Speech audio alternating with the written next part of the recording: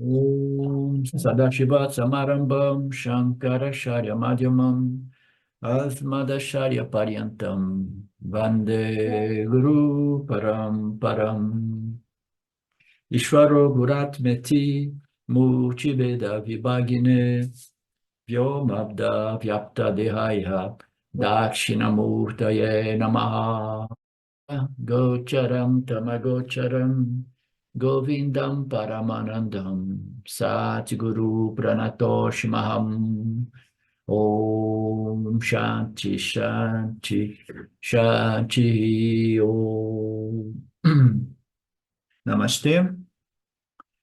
Ah, nós estamos concluindo hoje o capítulo 7 e a sua revisão. Ah, é, é um capítulo destinado, né, cujo tema é a natureza de Brahman, em sua natureza saguna e nirguna, e se conclui com uma atitude de devoção a respeito dos buscadores de moksha, que, dentro do âmbito do Vedanta, eles precisam ser indivíduos, pessoas religiosas, espirituais, e não somente espirituais. E a religião nada mais é do que o relacionamento entre a criatura e o Criador, e ela inicia com a devoção para com o aspecto saguna de Brahman, né?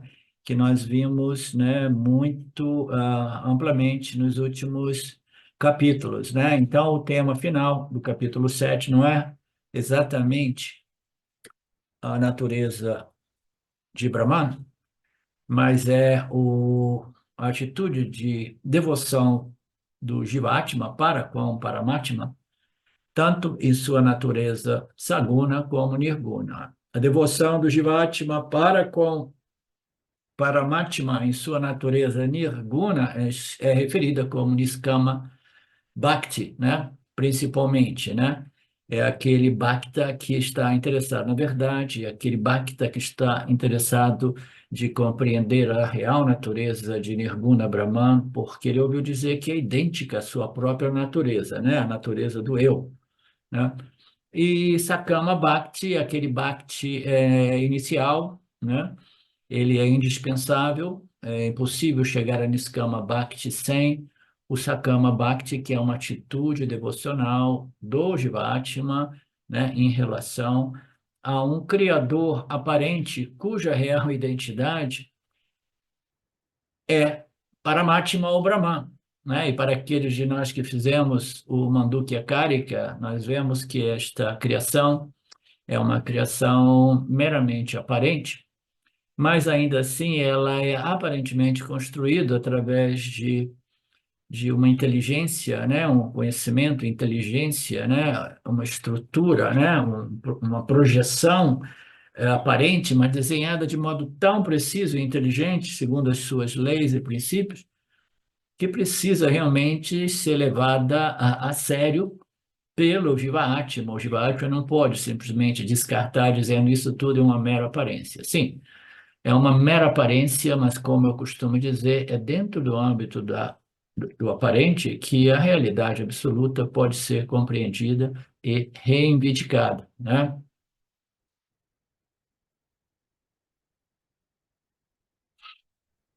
Então, tudo isso nos traz ao verso 30, são os últimos dois versos conclusivos, é o último verso propriamente.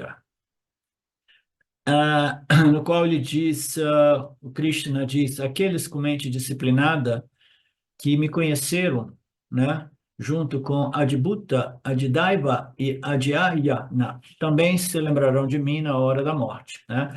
Nós tínhamos um verso anteriormente que falava do Jivatma nascendo, no nascimento ele já nasce, né, totalmente auto-ignorante, né, devido a este véu de Maya, né, e na hora da morte o Krishna Guru, ele ressalta que aqueles que me conhecem, eles deixam o corpo sem jamais esquecer, né, jamais esquecendo a sua real natureza como Nirguna Jiva, ou Atma do Jiva, que é idêntica à natureza Nirguna de Brahman, ou do Jiva, ou do Paramatma, o Atma absoluto, né? Então, o indivíduo, ele se lembra da sua natureza, se lembra de Brahman na hora da morte. Por que que ele vai lembrar da hora da morte? É impossível não lembrar, porque o autoconhecimento é um conhecimento que se estabelece de modo firme e não sujeito ao esquecimento. Imagina se na hora de deixar o corpo físico, o indivíduo sabendo que o corpo físico é um mero instrumento de experiência e de conhecimento, imagina se o Yanni ele vai esquecer disso, entendeu? É a única coisa que é absolutamente permanente, a sua real, né, natureza e identidade, o conhecimento firme a respeito disso jamais permitirá que o indivíduo esqueça disso na hora da morte, né? Então, somente esses indivíduos que obtiveram esse conhecimento completo lembrarão até o último momento, eu diria até principalmente no momento da morte. Eu iria ao extremo de dizer que o Yanni, ele se lembrará,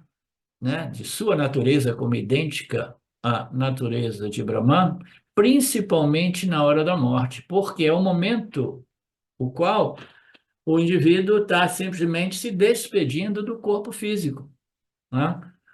Ele tem que visualizar, imaginar a situação. Agora chegou o meu momento, eu tenho que me despedir desse corpo, e ao invés de estar lá, né, deprimido, como, né, uma pessoa da minha família, né, chorando, resmungando, né, reclamando, né, etc, etc, o indivíduo, ele simplesmente ele se despede do corpo físico com gratidão e elegância, né?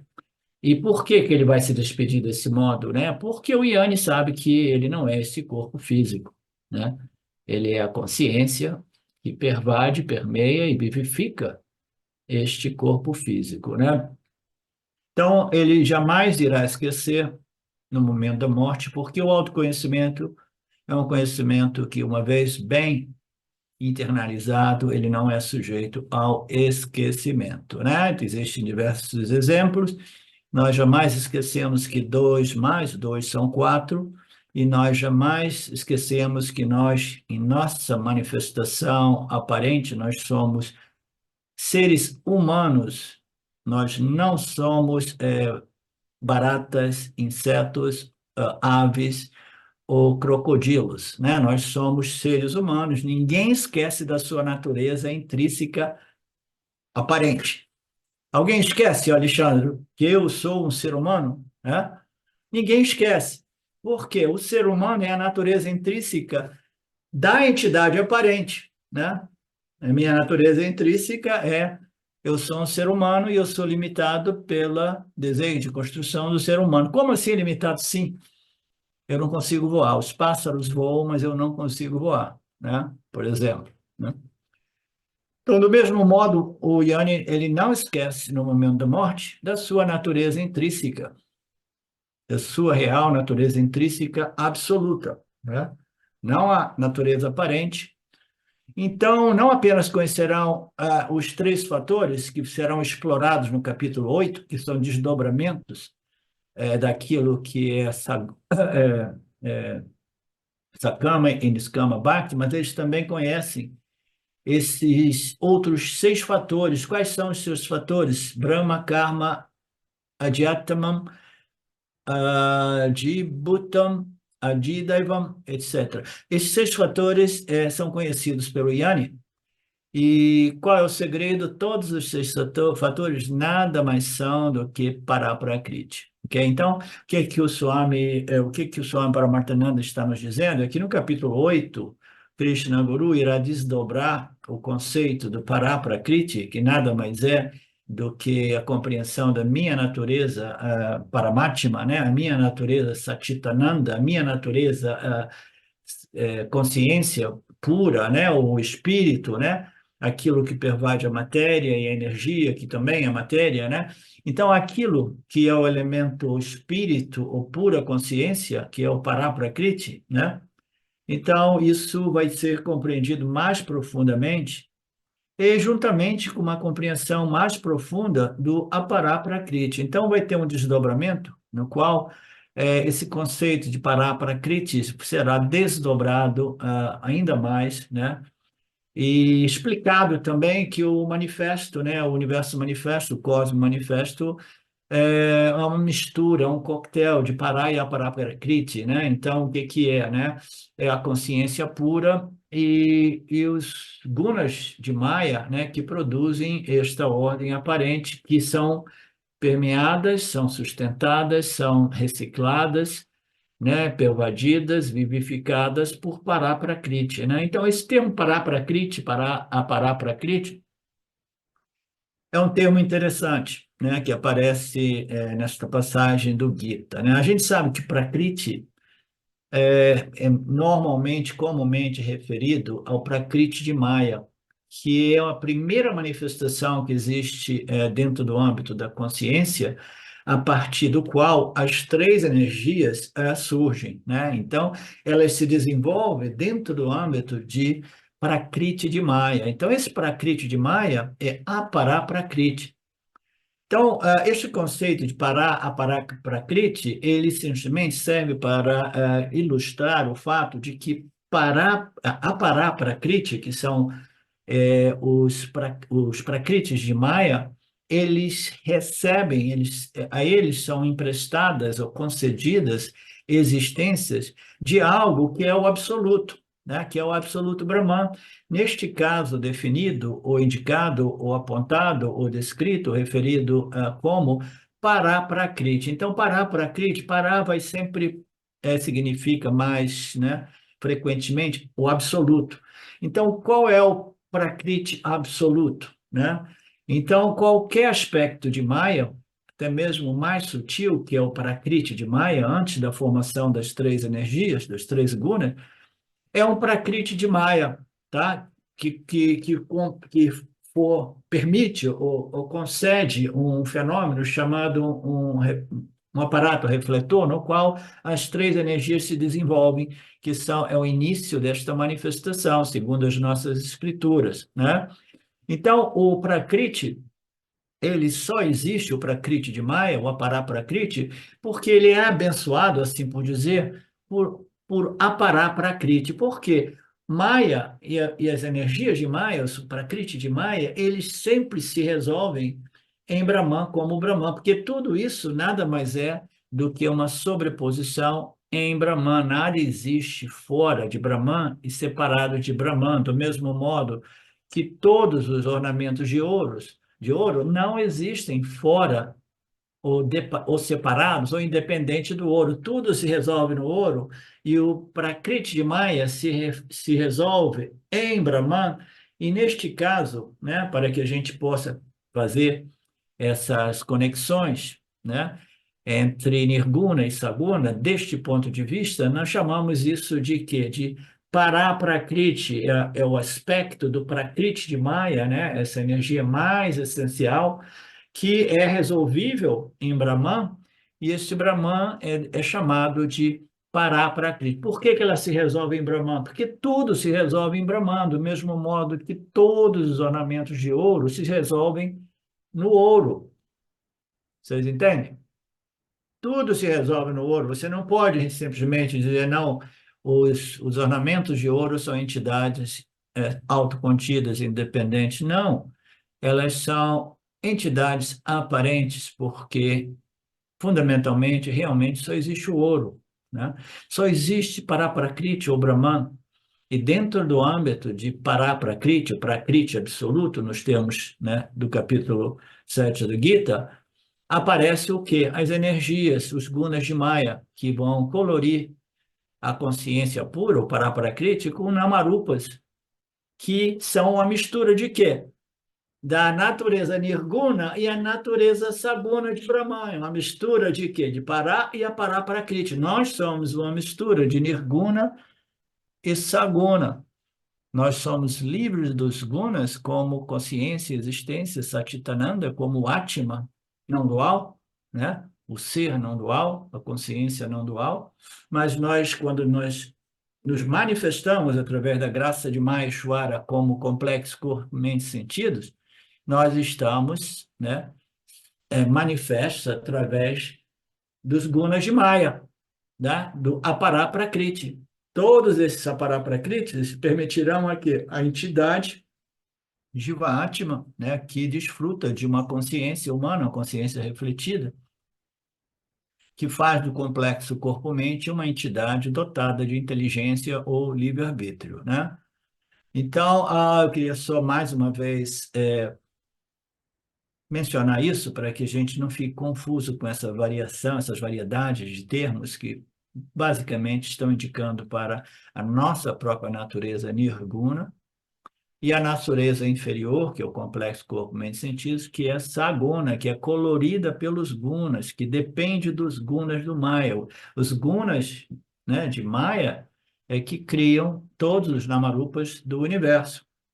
Mas a energia, tudo se inicia dessas três energias, que elas vão compondo os cinco elementos sutis, que por sua vez, vai se dividindo, recombinando, construindo, né, dentro desta ordem aparente, né, uma infinidade de namarupas aparentes, ok?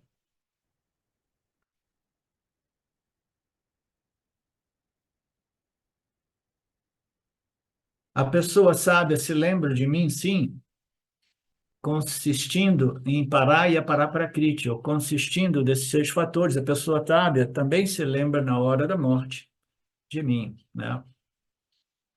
Naturalmente, isso também criará uma dúvida na mente de Arjuna e na mente de muitos de nós. Por que Krishna deveria falar sobre Ishwara Smaranam na hora da morte, né? A, a lembrança de Ishwara na hora da morte, né? Agora estamos vivos e felizes, curtindo o dia a dia, e esperamos que o Marana Kalam não tenha chegado, que não esperamos que o momento da morte não tenha chegado, não chegue, pelo menos por outros anos, né, ou décadas. Por que Cristo menciona especificamente, né, Ishwara, a lembrança de Ishwara na hora da morte, né? Então, isso são duas questões, né? Existe algum significado em Ishwara, de Krishna apontar para a necessidade de lembrarmos de Ishwara na hora, no momento da morte? Essa seria a primeira pergunta. A segunda pergunta seria: como uma pessoa pode lembrar de Deus na hora da morte, né? Como é que eu vou fazer? Então, a segunda pergunta aqui é como uma pessoa, né, vai conseguir se lembrar de chorar na morte. Essa questão, naturalmente, ela é originada na mente do Aniani, porque o Aniani ele está fazendo um esforço para lembrar da real natureza de Saguna e Nirguna, e Nirguna. Saguna, intermediariamente, Saguna Brahmana, é importante nós conhecermos e compreendermos esse Criador aparente, e depois compreendermos a natureza Nirguna deste Saguna, que é a realidade, é o mesmo Atma do Jiva Atma, né? Então, essa pergunta vem de que? Do Aniani, porque o Aniane, em vez de estar fazendo um esforço para compreender e lembrar do Criador em sua natureza saguna e nirguna, ele está fazendo um esforço, né? Mas ainda assim, né, não é da noite para o dia que esta clareza e firmeza de perspectiva ou visão se estabelece na mente humana, né? E o que que ocorre? O Aniane, ele lida com dois tipos de vritis, dois tipos de pensamentos, né? Ou lembranças, ou vasanas. Ele se lembra das coisas do mundo que ele é apegado, as coisas do mundo que ele quer obter, nas coisas do mundo que ele quer evitar. Ele se lembra do seu corpo físico, ele está preocupado com as rugas, com os cabelos brancos, os cabelos que caem, com a sua imagem do corpo físico. Qualquer doencinha é motivo de muita preocupação. Então, o Aniane, ele está fazendo um esforço de compreender o Deus colorido pelos gunas de Maya, produzido pelos gunas de Maya, e ele está fazendo um esforço ainda maior de compreender a natureza nirguna de Brahman, mas este exercício, esta sadhana de lembrança, ela sofre, né, a invasão, né, de muitos outros vritis ou pensamentos que são pensamentos auto-ignorantes a respeito de quê? A respeito da natureza, né, das minhas vassas, dos meus desejos, de medos, e preocupações, né, e apegos. Na hora da morte, né, o Aniane vai pensar em tudo, mas Deus vai desaparecer, porque, em geral, as pessoas pensam em Deus, né, quando elas estão com a mente mais satívica, mais calma, né? Quando elas estão no momento de muita dificuldade, muita crise, o que ocorre realmente são reações emocionais violentas, né? Nas quais a lembrança e a atitude de gratidão para com Deus é esquecida, né? Nós temos tantos objetivos incompletos, né? Nós temos tantos desejos que nós queremos realizar aqui e ali, né? Associação e apego com pessoas, tantas coisas, né? Tantos lugares que eu quero viajar e conhecer, existem tantos desejos, tanta coisa que eu quero experimentar neste mundo, e agora o Swami, o Lord Krishna, me está me dizendo que eu preciso lembrar de Deus na hora de deixar o corpo físico. Então, Krishna está falando sobre isso. E isso deve ter um significado. A questão é qual é o significado da importância de lembrarmos de Deus no momento de deixarmos o corpo. Você lembra daquela história do cara? Era um homem de negócio, ele morava em Bombay, hoje em dia é chamado de Mumbai. Ele tinha 2 filhos, ele tinha lido Gita, ele viu que era importante lembrar de Deus no momento da morte, ele pediu a Deus, ele era um grande devoto, pediu a Deus 2 filhos, Deus concedeu 2 filhos e ele deu 2 nomes para cada um desses filhos, um era Rama, o outro era Krishna. E na mente dele, né, sendo um businessman, um homem de negócio, ele falou, nossa, ele vai viver, eles vão viver comigo, eles vão trabalhar na minha empresa, né? Ele era um exportador de seda, dessas coisas.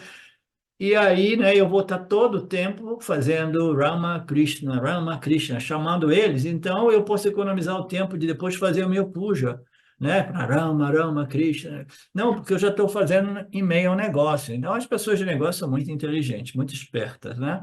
Querem sempre enganar Deus, né?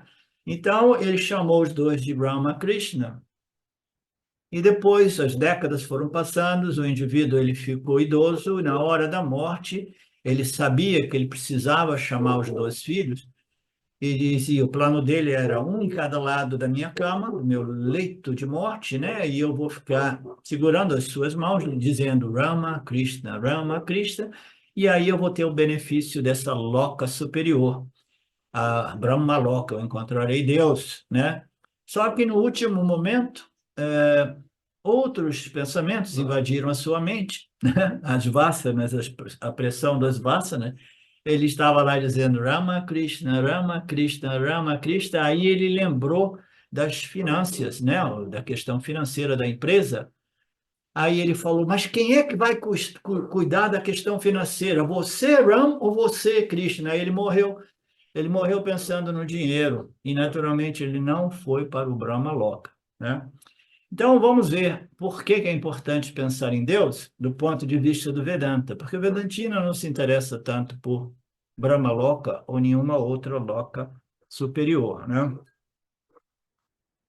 A Juna fará 7 perguntas no próximo capítulo 8. O que é Brahma, o que é Karma, o que é Adibhutan e assim por diante. Krishna aqui fala sobre a morte, né? É claro que eles também são, né, muitos termos sânscritos, tá? Ele diz que esses últimos 2 versos, 29 e 30, é uma introdução para o capítulo 8, são as sementinhas do capítulo 8. Aqui, devotos de mente disciplinada, lembram de Deus também na hora da morte. O Swami diz, requer uma tremenda disciplina, né? Requer uma tremenda disciplina se o indivíduo ele é um Aniane, né? Que acredita em Deus e leu o Gita e compreendeu a importância de lembrar de Deus na passagem. Requer muita disciplina, porque as vasanas vão, né, obstaculizar, né, esta lembrança de Deus, vão, né, nadar na direção contrária, vão fazer uma pressão, né? Então, essas pessoas que têm uma mente disciplinada, né, significa smaranti, somente elas se lembram de mim na hora da morte, que são eles, são os Niskama Bhakti. Tudo isso para dizer, o Niskama Bhakti é aquele que desenvolveu uma vassana tão grande para com Deus, né? Sem interesse mundano, sem interesse pessoal, né? Niskama também se refere a um karma yogi, né? A um bhakti dualista, no qual o indivíduo não tem nenhum interesse pessoal a respeito, nada para pedir a Deus, mas somente agradecer, né? É colocado como o devoto que não utiliza Deus como meio para obter coisas, mas Deus como fim, né? O Niskama Bhakti, ele pode ser um karma yogi num estágio avançado, e ele é também um Niskama Bhakti não dual, quando ele obtém o conhecimento de sua natureza como Nirguna Atma, que é a mesma natureza do Nirguna Atma de Brahman, né? Então, na hora da morte, requer muita disciplina. E essa disciplina só é possível para os devotos mais avançados, que são o Niskama Bhaktas, né? E assim nós concluímos esse último tópico a respeito de Bhakti, que será ainda muito desdobrado, né, como continuação no capítulo 8, segundo Swami Paramarthananda, né? Nós estamos fazendo somente um preview, um trailer nesses últimos dois versos do que será o capítulo 8. Assim termina o sétimo capítulo, que é a essência, né, do Gita, né, que é a essência dos Upanishads, que é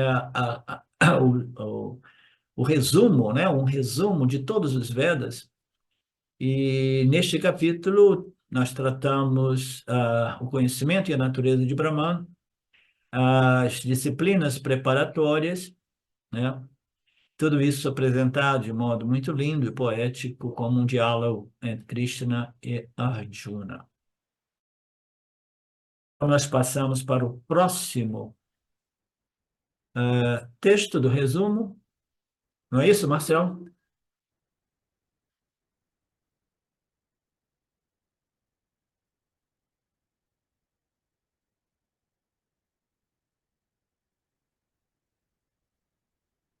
No capítulo 7, o Senhor Krishna se concentrou em certos tópicos. E a partir do sétimo, né, ele se concentrará em um conjunto de tópicos um pouco diferentes. Nos primeiros 6 capítulos, né, nós vimos diversos outros tópicos, entre eles Yana Yoga, Karma Yoga, né, diversos tópicos, né, variando entre Yana Yoga e Karma Yoga. E agora, neste último, nós vimos a natureza do Jiva e Karma Yoga. A natureza do Jiva, Svarupa, é o Yana Yoga, né? Você é a consciência, nada pode te furar, te cortar, te queimar, o ar não te seca, a água não te afoga, você é livre, portanto, lute para o restabelecimento do Dharma, né?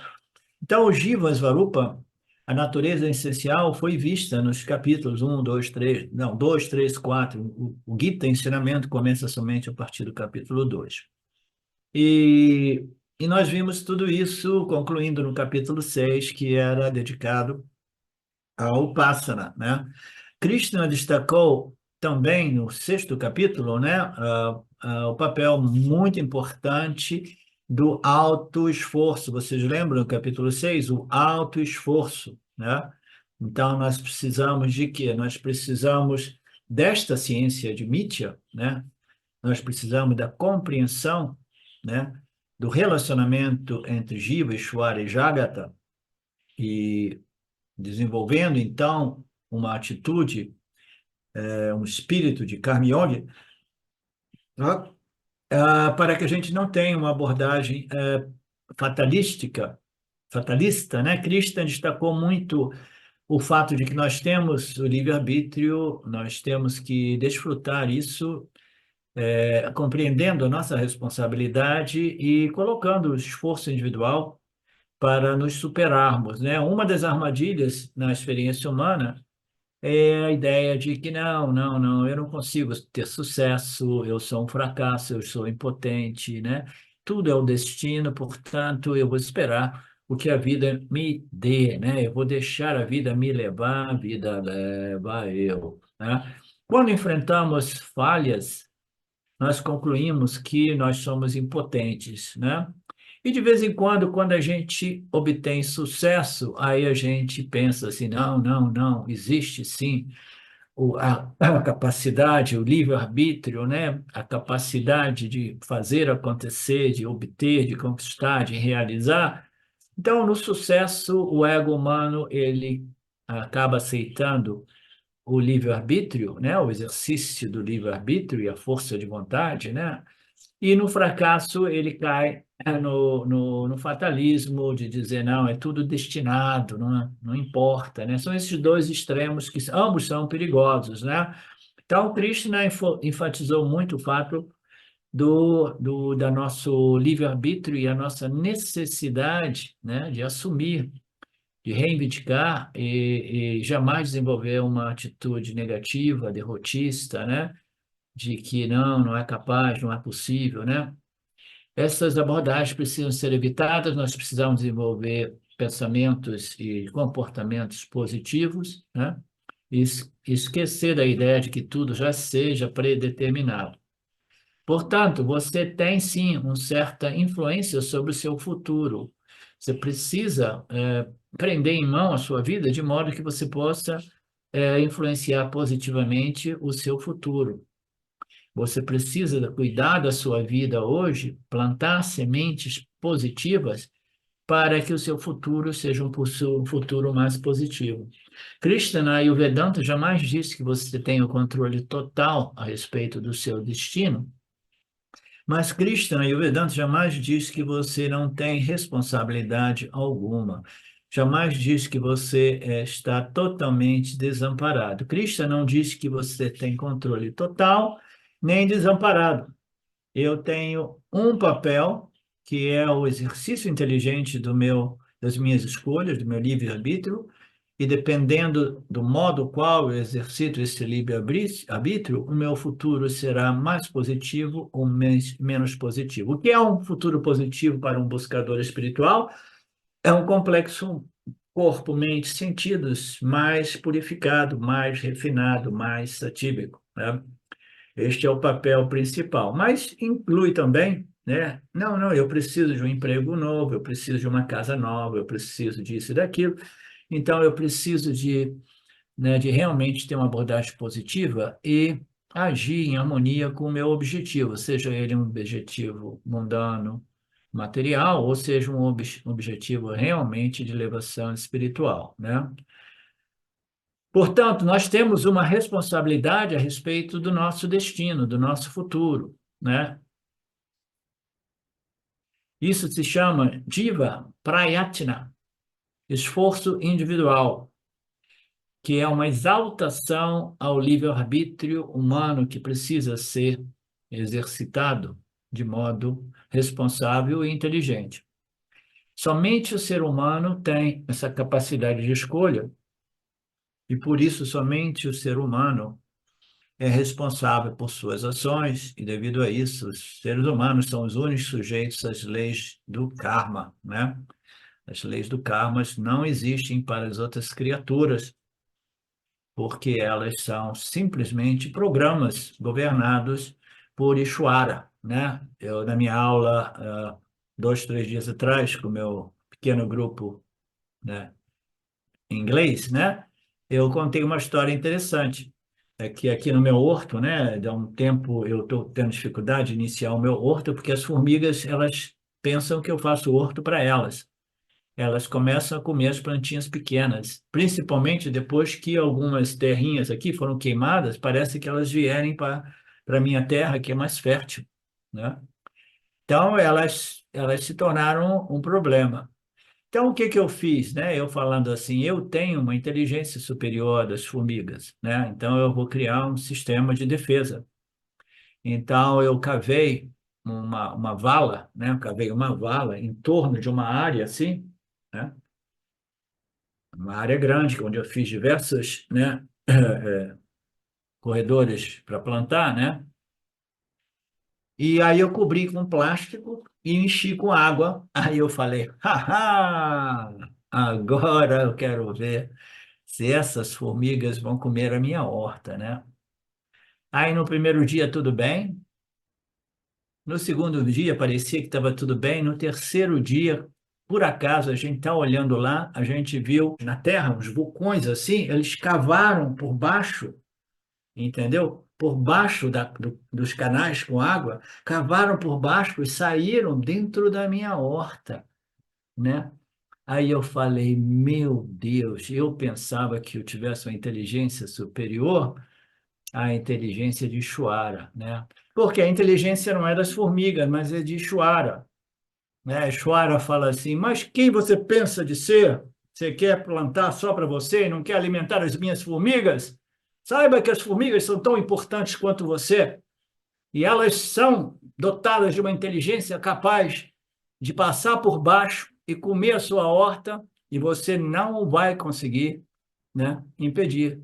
A minha inteligência, a inteligência de Shuara, né? Formigas, elas estão operadas por essa inteligência de Shuara, do campo causal, né? E nós temos uma inteligência, né, da nossa mente consciência, né, que é o exercício inteligente das nossas escolhas, que elas vêm, né, com um preço alto, que é a responsabilidade, que é, né, tomar decisões, né? A formiga toma uma decisão, ela não está nem aí, né? As minhas galinhas também. Tem umas galinhas lá que insistiram de não querer dormir mais dentro do galinheiro. Aí vai eu tentando lutar, porque eu sei que dentro do galinheiro elas estão mais seguras. Aí, anteontem, o que que aconteceu? Uma gambá comeu uma que estava insistindo de dormir fora do galinheiro, tá? Então, vai fazer o quê, né? Elas não compreendem que as escolhas, né? Elas trazem resultados, né? Mas, instintivamente, ela quer a liberdade, não quer dormir no galinheiro. Então, ela pagou com a morte, né? Mas nós temos um exercício do livre-arbítrio e nós podemos, né, conectar as nossas decisões com os resultados causados e depois a gente vê, né, de melhorar o exercício do meu livre-arbítrio, né? Então, tudo isso nós vimos nesse capítulo 6. A partir do capítulo 7, os tópicos mudaram, né? Nós passamos a falar da natureza de Deus e depois da atitude do Jiva-Atma em relação a Deus, que é a atitude de devoção, do Bhakta, né? Então, falamos também sobre o esforço individual de cada Jiva-Atma, né? Como um fator contributivo, não controle total, e falamos também da importância e o papel da graça de Ishvara. O graça de Ishvara é um tópico muito bacana que precisa ser, né, compreendido, né? De que modo Ishvara irá agraciar os seus jivas que reconheceram, né, o Criador, se interessaram por compreender a natureza e as leis do Criador e, portanto, se harmonizaram com as dharmico e agindo de forma dharmico, eles param de criar encrencas, né? E assim eles são graciados com o quê? Com Shanti, né? Shanti, né? Porque eles compreenderam, eles abriram o manual de uso deste instrumento corpo-mente, compreenderam as leis e princípios ético-morais dharma, começaram a observar, apesar de toda a dificuldade vem da pressão das vasanas, né? Da ignorância, mas ainda assim eles conseguem uma certa capacidade de observação do Dharma, vivem em harmonia com os outros seres, com o meio ambiente, com as leis de Deus, e aí eles são agraciados com o quê? Com Shanti, né? Com paz, com simpatia que vem dos outros, né? Etc, etc. O último tópico que Krishna levanta, né? Destacará este é o segundo tópico. Então, o tópico final que Krishna destacará é o Upasana Sadhana, da disciplina de meditação sobre Deus em qualquer forma, Ishvara Upasana, chamada Saguna Dhyana e Nirguna Dhyana, né? Então, esses serão os focos, né? Krishna apresenta o assunto nos 3 primeiros versos do capítulo 7. Imediatamente ele deixa isso muito claro, dizendo que nós estamos lidando com a natureza de Deus, o conhecimento a respeito da natureza de Deus, e ele divide, né?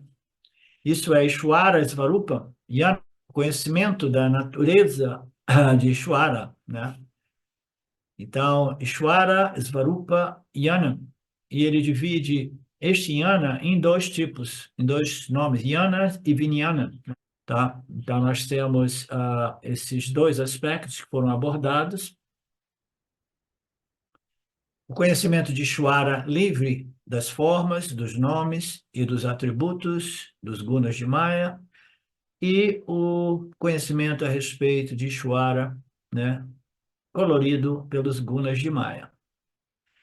Um é o Ishvara superior, é o Nirguna Ishvara, conhecimento, e o outro é o Vijnana, que é Saguna, que é o Yana, que é o Saguna Ishvara Yana, tá? Então, você conhece a natureza de Saguna, de Ishvara, você tem este conhecimento, né, que é denominado aqui como Yana. E você, quando conhece a natureza superior de Brahman, que é Nirguna, né, então você é chamado aqui de Vijnana, né? Às vezes, em outras passagens, em outros textos, o Vijnana é referido como conhecimento direto, o Yana como conhecimento indireto. Em outras passagens, né, o Yana é considerado o conhecimento eu sou Brahman, e o Vijnana é uma sabedoria que depende da firmeza de convicção a respeito desta compreensão eu sou Brahman, tá? Então, são, né, praticamente conceitos idênticos, né? E aqui o Krishna diz, eu vou dar para você o Jnana, que é o conhecimento da minha natureza, né, a Saguna, eu vou passar para vocês, vou revelar para vocês o conhecimento Vijnana, que é o conhecimento da minha natureza Nirguna, né? Krishna glorifica esse conhecimento e chama esse conhecimento de completo. Completo significa da natureza Saguna e Nirguna. Da natureza Saguna do Jivatma, que é o complexo corpo, mente, sentidos, né? Que é abençoada e vivificada pela natureza nirguna do Atma, do Jiva, né? Ambos esses aspectos precisam ser conhecidos, né? Até mesmo do ponto de vista do Jiva Atma, que precisa compreender a sua natureza humana no relacionamento com o seu Criador. Portanto, esse conhecimento espiritual completo, né, é o que realmente liberta. Portanto, não encare este processo de investigação e conhecimento como um passatempo, de modo muito casual, né? Não é algo que você faz somente no domingo e nos feriados, né, do Vedanta. É algo que você precisa compreender, levar a sério, significa compreender que é o único conhecimento que realmente irá resolver a problemática do drama humano, né? É um conhecimento libertador, muito raro, e o mais valioso é o conhecimento que realmente irá resolver a problemática do Jivatma. É o conhecimento libertador, o Swami diz, é um conhecimento que vai lhe dar satisfação, ou desenvolvimento, ou realização, ou equilíbrio em diversos níveis, no nível emocional, como também no nível intelectual, né? Então, você tem uma firmeza de uma divisão, uma compreensão de conhecimento a respeito de sua natureza Nirguna Atma, que é idêntica a Brahmanatma ou Paramatma. Isso traz um benefício intelectual, né? Como é que a gente vai separar o intelectual do emocional? É impossível, né? Porque o Jivatma, em seu complexo, né, corpo, mente, sentidos, é um organismo integrado, né? Dentro do âmbito do seu corpo sutil, tem o intelecto, tem a mente, tem as emoções, o sistema de memória, né? O objetivo é obter uma realização intelectual, mas que essa realização intelectual, né, ela beneficia o seu centro emocional, de modo que você possa realmente desfrutar do Atmayana, né? A realização ocorre no intelecto, e o que o Swami Paramarthananda nos oferece é que esse conhecimento intelectual ele precisa transformar a personalidade emocional do Jiva-Atma para que possamos dizer que este conhecimento realmente transformou a mim e a minha vida, né?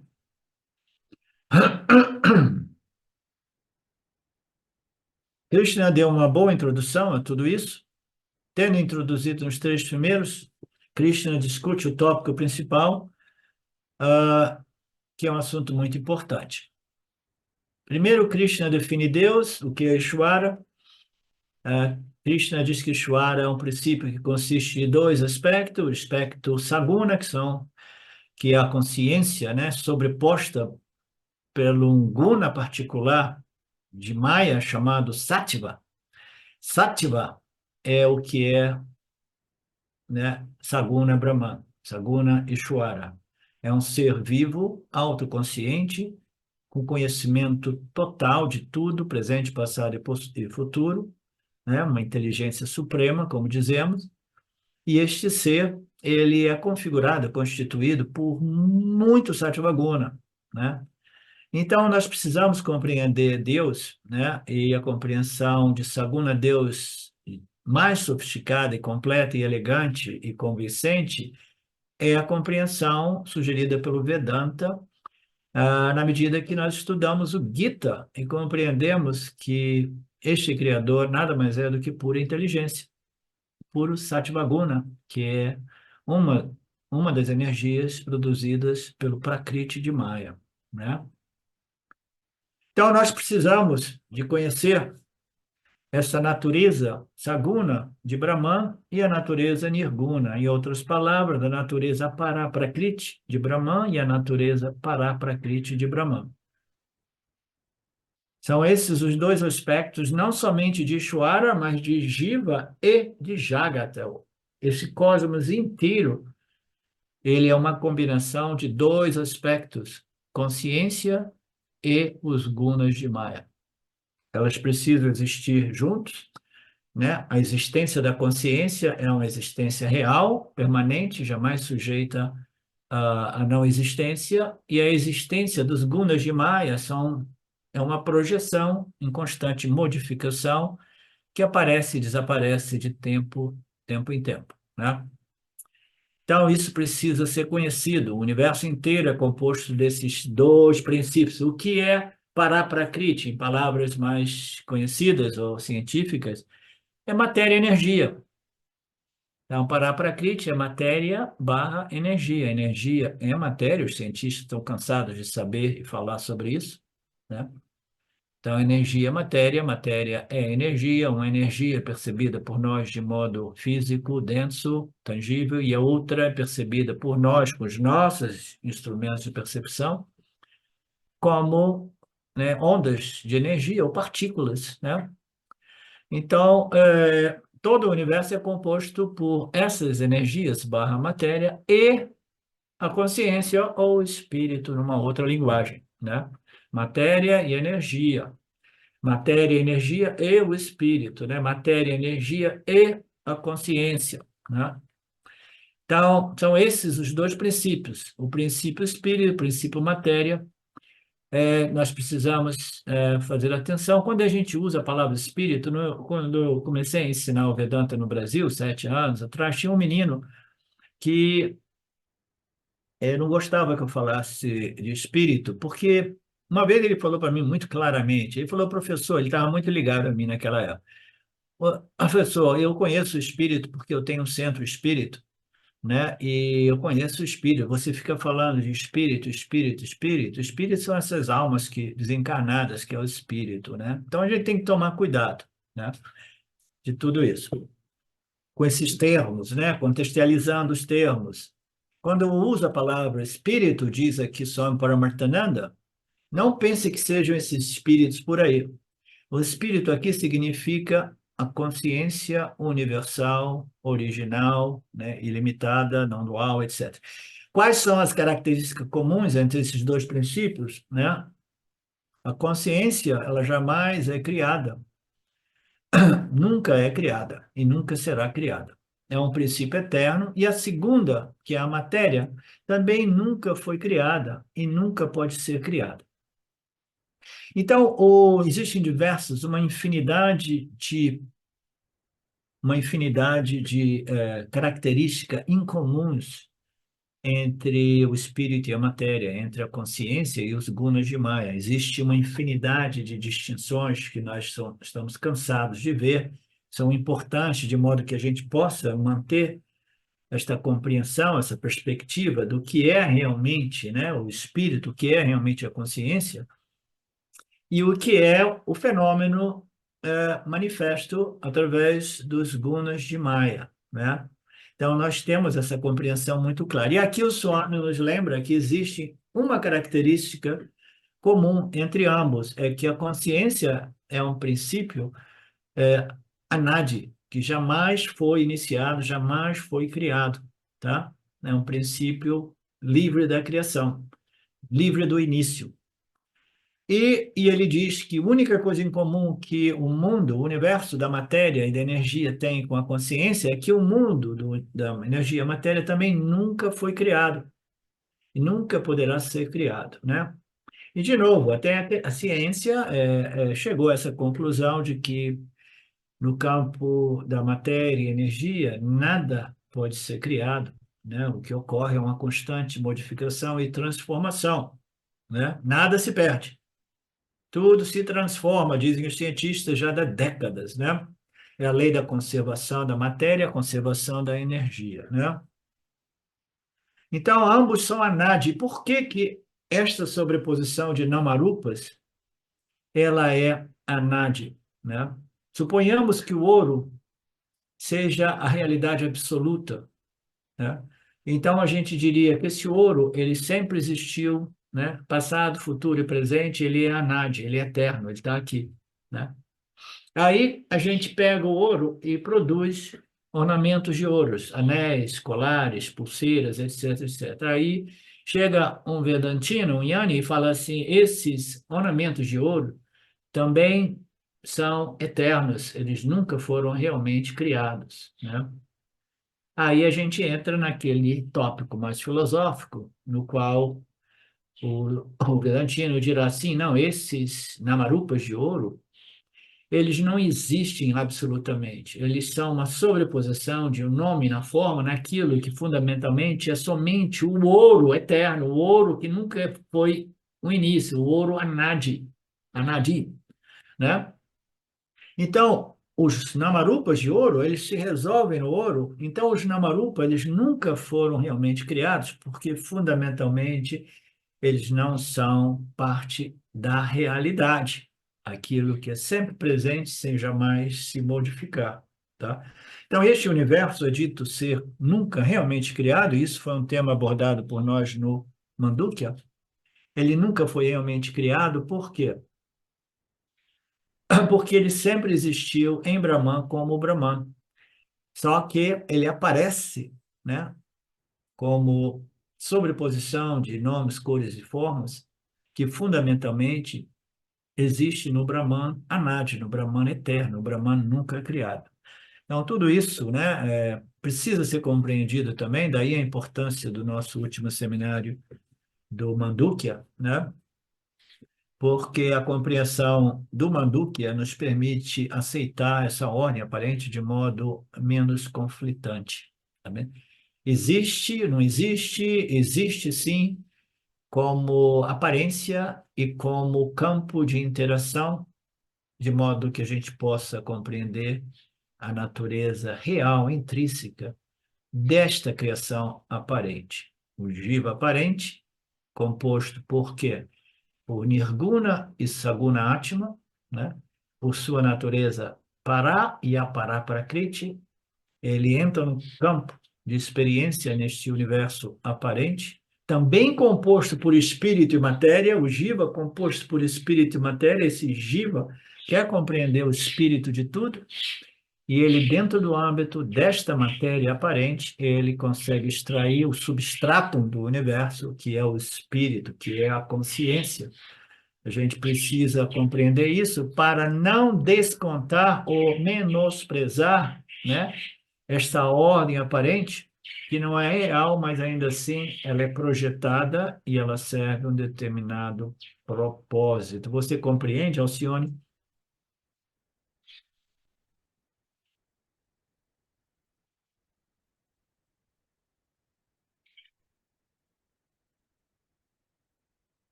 Então, este assunto é Anadi, tudo existe eternamente.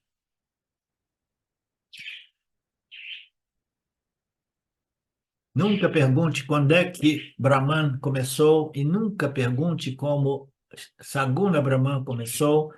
Nada realmente começou, tudo existe eternamente. Saguna Brahman existe como única realidade. Nirguna Brahman é uma sobreposição aparente no âmbito de Nirguna Brahman. Tá? Esse Shwara, ou disse Saguna Brahman, é também sem início, porque fundamentalmente Saguna Brahman é Nirguna Brahman, fundamentalmente Jiva Atma é Paramatma.